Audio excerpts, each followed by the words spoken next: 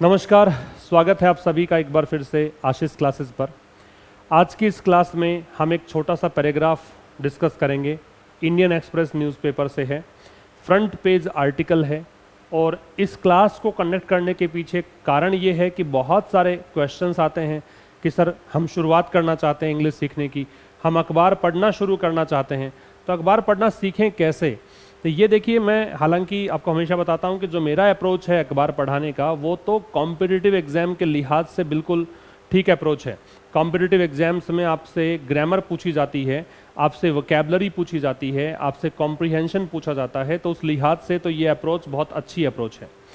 जहाँ तक बात है अंग्रेजी सीखने की, तो देखिए सीखना ये एक लैंग्वेज है, तो यहाँ पे सीखना इस बात पर निर्भर नहीं है कि आप जैसे और सब्जेक्ट्स को डील करते हैं वैसे ही इसको डील करें। ये थोड़ा सा अलग तरीके की एक भाषा है, इसको अलग तरीके से सीखना है। तो इसके लिए आपको अपने दिमाग में ये चीज़ बैठानी पड़ेगी कि आप अंग्रेजी के टेक्स्ट बार बार में जब पढ़ेंगे तो आपके दिमाग को ये पता लग जाना चाहिए कि हाँ, अब इसको अंग्रेजी ग्रैस्प करने की क्षमता विकसित करनी है ना। तो इसलिए आपको जितना हो सके उतना अंग्रेजी के टेक्स्ट पढ़ते रहने चाहिए। इसी के कारण ये एक फ्रंट पेज आर्टिकल हम डिस्कस करेंगे।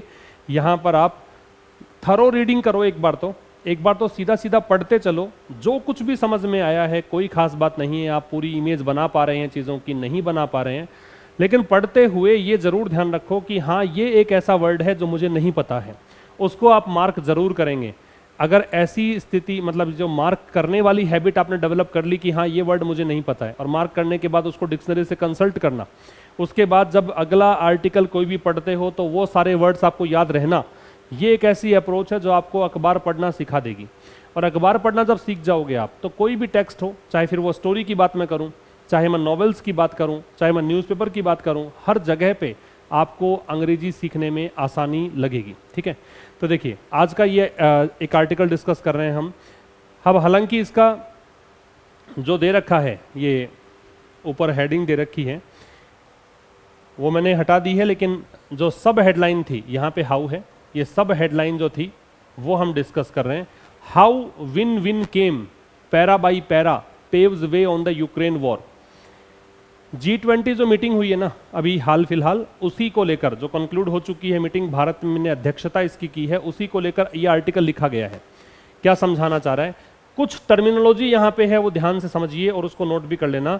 विन विन सिचुएशन होती है, इसमें जो दो पार्टी इंक्लूड हैं, दो पार्टी जो शामिल हैं, उन दोनों पार्टीज का फायदा होता है, इसमें किसी भी पार्टी का कोई नुकसान नहीं है। जब दो कोई टीम है, दो कोई पार्टीज हैं, दो कोई व्यक्ति हैं, उनके लिए अगर विन विन सिचुएशन बन रही है, इसका मतलब दोनों का ही फायदा है, किसी का भी वहां नुकसान नहीं है। एक तो ये ध्यान रखना। तो हाउ विन विन केम, कैसे विन विन सिचुएशन बनी, कैसे ये स्थिति आई। Para by para, para by para इसलिए बोला है क्योंकि देखो G20 के जो लीडर्स आए थे, उन लीडर्स ने एक जॉइंट स्टेटमेंट दिया है। एक जॉइंट स्टेटमेंट का मतलब संयुक्त ज्ञापन दिया है, और उस संयुक्त ज्ञापन में बहुत सारे पैराग्राफ्स इन्होंने दिए हैं, है ना, बहुत सारे पैराग्राफ में ये संयुक्त ज्ञापन आया है। तो जितने भी पैरा बाई पैरा, जितने भी पैराग्राफ लिखे हैं, हर पैराग्राफ जो है वो paves way on the Ukraine war. देखो तीन चीजें मैं बता दूं आपको, एक तो पेव वे, एक सेट द टोन, और एक सेट द स्टेज। ये तीन चीजें बता रहा हूं। सेट द टोन भी हो सकता है, सेट द स्टेज भी हो सकता है, पेव वे भी हो सकता है, लिख लो कहीं पर।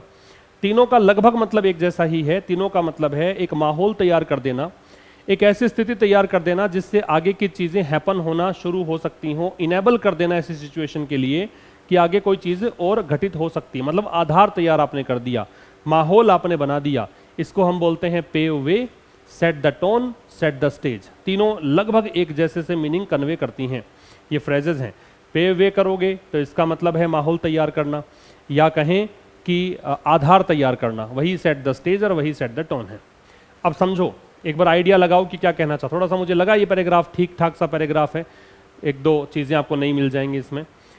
कैसे विन विन सिचुएशन आई G20 में, कैसे मतलब पैरा बाई पैरा जो है, para by para paves way on the Ukraine war.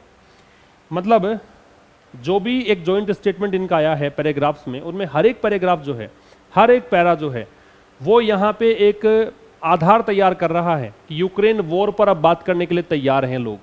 Russia का कोई विरोध नहीं कर रहा था, है ना। रशिया पर G7 जो कंट्रीज हैं उनका स्टैंड कुछ अलग था, वो खैर पृष्ठभूमि है, मैं उसके अंदर नहीं जाना चाहता। फिलहाल हम अंग्रेजी सीखने की बात कर रहे हैं, तो इसलिए इसको ऐसा समझो कैसे win win situation I. Paragraph by paragraph जो है, पैरा बाई पैरा है, हर एक पैराग्राफ जो है पेव्स वे, वो यहाँ पे रास्ता मतलब आधार तैयार कर रहा है किसके लिए, यूक्रेन वॉर के लिए। समझ में आ रही है बात।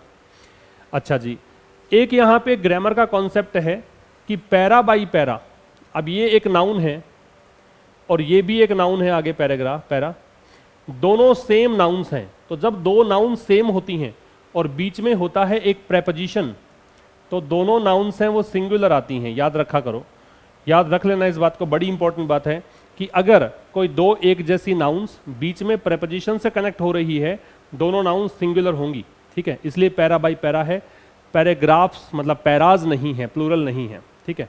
अब देखो, as the curtains fell on the G20 summit, as the curtains fell, curtain fall जब होते हैं इसका मतलब उसका अंत होता है, तो इसको ऐसे समझ लो, as the curtains fell on the G20 summit, कि G20 समिट जब एंड हुई, इसका मतलब एंड होना है।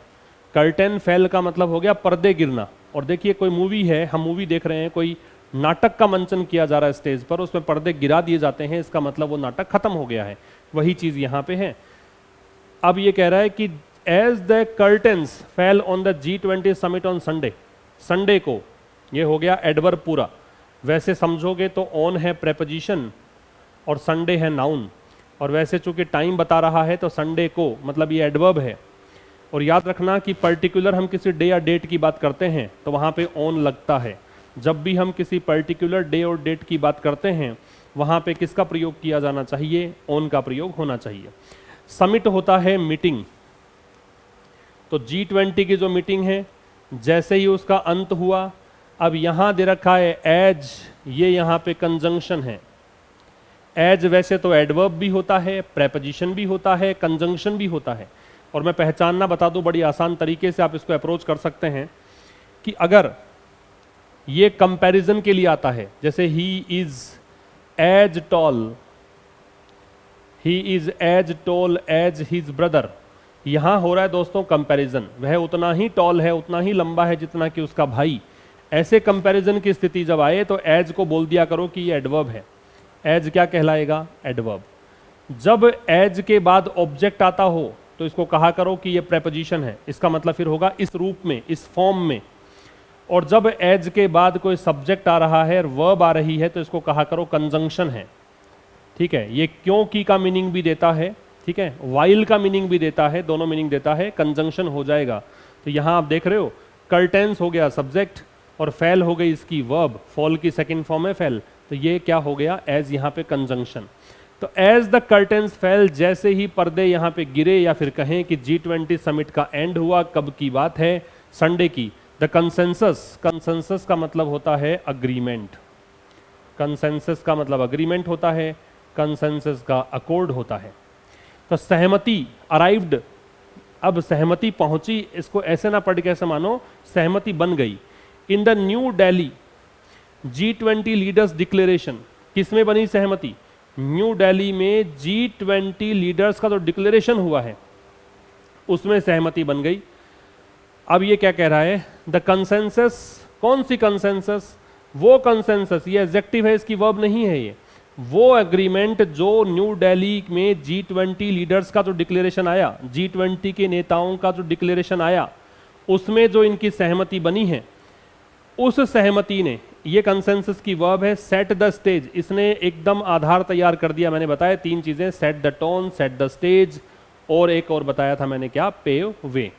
इसने आधार तैयार कर दिया for the diplomatic and political conversation, की कूटनीतिक, और पॉलिटिकल का मतलब राजनीतिक, कॉन्वर्सेशन मतलब बातचीत, किस पर, रशिया यूक्रेन, ये यूक्रेन दे रखा है नीचे, ठीक है, रशिया यूक्रेन, ये यूक्रेन दिया हुआ है।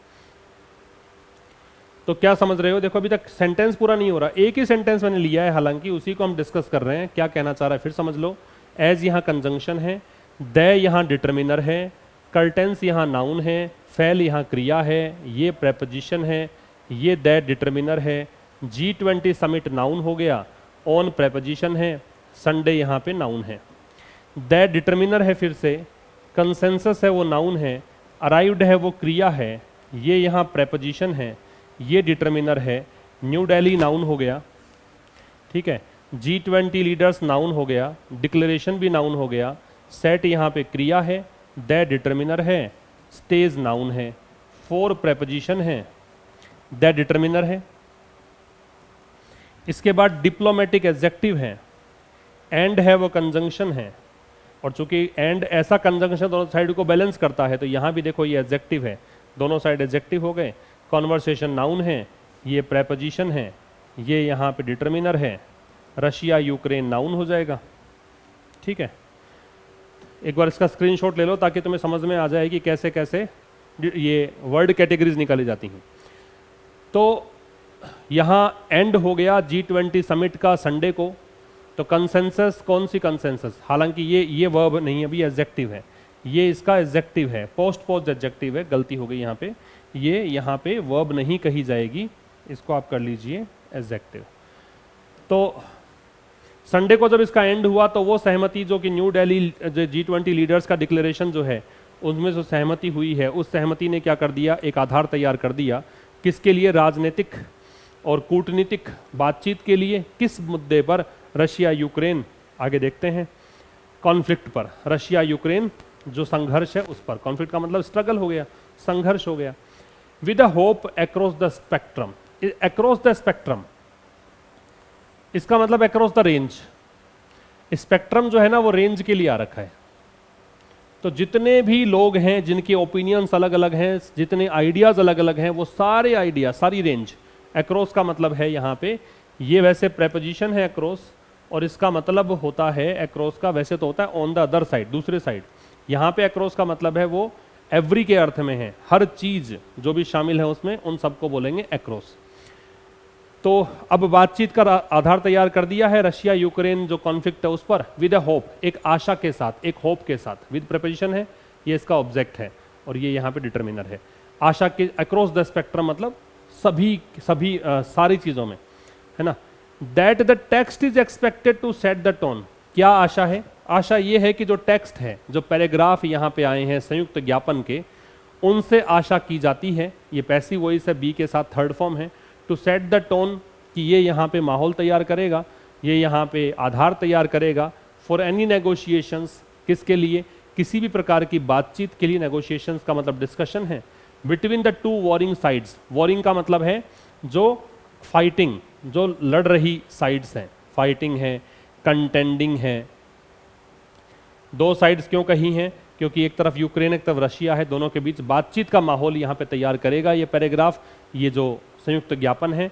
The West led G7 grouping, दोनों साइड्स कौन कौन सी है, एक साइड तो है पश्चिमी देश के नेतृत्व वाला G7 समूह, दैट यहाँ पे इस समूह के लिए है, दिस बैकिंग, बैक का मतलब है सपोर्ट करना, एक तो समूह है जो सपोर्ट कर रहा है यूक्रेन का, एंड रशिया दूसरी तरफ है रशिया, विच आ रहा है इस रशिया के लिए, हैज बीजिंग सपोर्ट, इसको सपोर्ट किसका है, बीजिंग का मतलब चीन का, in the form of a no limits friendship, और जहां नो लिमिट्स फ्रेंडशिप होती है वहां हर कंडीशन में फ्रेंडशिप होती है, वहां कोई ऐसा एरिया नहीं कि हाँ हम यहाँ पे साथ नहीं है, हर क्षेत्र में आप साथ देते हो, उसको बोलते हैं नो लिमिट्स फ्रेंडशिप। तो क्या कहना चाह रहा है कि टेक्स्ट जो है, दैट टेक्स्ट इसलिए बोला है क्योंकि ये टेक्स्ट कौन सा आ गया, जो ज्ञापन दिया है, जो पैराग्राफ दिए है उसके लिए, तो इससे आशा की जाती है कि ये माहौल तैयार करेगा, ये आधार तैयार करेगा किसी भी प्रकार के डिस्कशंस के लिए, किसी नेगोशिएशंस के लिए। एनी का प्रयोग आपने देखा होगा कि या तो आता है इंटेरोगेटिव सेंटेंस में या आता है नेगेटिव में, ये अफर्मेटिव सेंटेंस है, यहाँ आप ना तो नोट देख पा रहे हो, ना ही यहाँ पे कोई क्वेश्चन मार्क है, ना इंटेरोगेटिव सेंटेंस भी नहीं है, फिर भी हम यहाँ एनी देख रहे हैं, तो ये किसी भी, है ना, किसी भी के अर्थ में सभी को शामिल कर रखा है, कोई भी कंडीशन हो इसलिए एनी लग रहा है। ऐसी कंडीशन में, कोई भी कंडीशन के अर्थ में एनी का प्रयोग आप अफर्मेटिव सेंटेंस में कर सकते हैं। तो दो साइड्स के बीच में डिस्कशंस के लिए माहौल तैयार करेगा ये जो टेक्स्ट आया है। और दो साइड कौन कौन सी है बताइए, एक तरफ तो है पश्चिमी देश के नेतृत्व वाली G7 ग्रुपिंग, ये ग्रुपिंग ये सपोर्ट कर रही है किसको, is backing present continuous tense है यूक्रेन को।